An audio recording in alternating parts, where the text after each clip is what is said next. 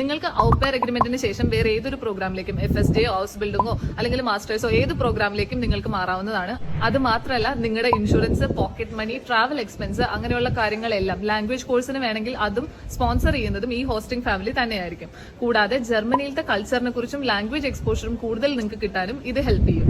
Risk എന്താണെന്നല്ലേ, ഇത് +2 കഴിഞ്ഞ് ഉടനെ തന്നെയാണ് ഇങ്ങോട്ട് വരാനായിട്ട് നോക്കണമെന്നുണ്ടെങ്കിൽ പെട്ടെന്നൊരു കൾച്ചറൽ ഷിഫ്റ്റ് ആണ് ഉണ്ടാവുന്നത്. ഇങ്ങോട്ട് വരുന്നതിന് മുന്നേ തന്നെ നമുക്ക് ഫാമിലിയെ കാണാനും ഫോൺ വിളിക്കാനും അല്ലെങ്കിൽ വീഡിയോ കോൾ ചെയ്യാനുള്ള ഓപ്ഷൻ ഒക്കെ ഉണ്ടെങ്കിൽ പോലും ഇവിടെ വന്നിട്ടായിരിക്കും നിങ്ങൾ കുറെ കാര്യങ്ങൾ അറിയാൻ പോകുന്നത്. നമുക്ക് ഇവിടുത്തെ കൾച്ചറായിട്ടും ആൾക്കാരായിട്ടൊക്കെ ഒന്ന് ഇന്റഗ്രേറ്റ് ചെയ്ത് വരാൻ കുറച്ച് സമയം എടുക്കുമായിരിക്കും, അഡ്ജസ്റ്റ് ചെയ്യാൻ കുറച്ച് കഷ്ടപ്പാടുണ്ടാവും. പിന്നെയുള്ളത് നിങ്ങളുടെ ഹോസ്റ്റിംഗ് ഫാമിലി ആയിട്ട് ഏതെങ്കിലും ഒരു ഡിസഗ്രിമെന്റിന്റെ പേരിൽ ഡിസ്കണ്ടിന്യൂ ചെയ്യേണ്ടി വന്നു കഴിഞ്ഞാൽ നിങ്ങൾക്ക് ജർമ്മനിയിൽ നിൽക്കാൻ പറ്റില്ല, നമുക്ക് നാട്ടിലേക്ക് തിരിച്ചു പോകേണ്ടതായിട്ട് വരും. സാധാരണയായിട്ട് നമ്മൾ ഇങ്ങോട്ട് വരുന്നതിന് മുന്നേ തന്നെ ഹോസ്റ്റിംഗ് ഫാമിലിയായിട്ട് ഡിസ്കസ് ചെയ്തിട്ട് ഒരു ടൈം ടേബിൾ സെറ്റ് ആക്കിയിട്ടായിരിക്കും നിങ്ങൾ വരിക. പക്ഷെ ചില ഫാമിലീസ് നിങ്ങൾ ഇങ്ങോട്ട് വന്നതിന് ശേഷവും നിങ്ങളെ കൊണ്ട് കൂടുതൽ പണി എടുപ്പിക്കാനോ അല്ലെങ്കിൽ വേറെ എന്തെങ്കിലും കാര്യങ്ങൾ ചെയ്യിപ്പിക്കാനോ ആയിട്ടോ ട്രൈ ചെയ്തു എന്ന് വരാം. അതുകൊണ്ട് തന്നെ ഇങ്ങോട്ട് വരുന്നതിന് മുന്നേ തന്നെ കറക്റ്റ് ആയിട്ടുള്ള ഒരു ടൈം ടേബിൾ അവരോട് ചോദിച്ച് കൺഫേം ആക്കാനായിട്ട് നിങ്ങൾ എല്ലാവരും ശ്രദ്ധിക്കുക. അത് മാത്രമല്ല നോ പറയേണ്ടടുത്ത് നോ പറയാനും പഠിക്കുക.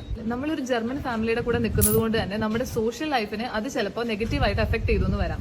നമുക്ക് സംസാരിക്കാനോ അല്ലെങ്കിൽ നമ്മുടെ ഏജിലുള്ള ആൾക്കാരെ കണ്ടുമുട്ടാനോ ചിലപ്പോൾ സാധിച്ചില്ല എന്നും വരാം. പിന്നെ ഒരു കാര്യം കൂടി ഉണ്ട്, ഔട്ട് പെയർ വിസ സാധാരണയായിട്ട് ആൺകുട്ടികൾക്ക് കിട്ടാൻ ചാൻസ് ഇത്തിരി കുറവാണ്.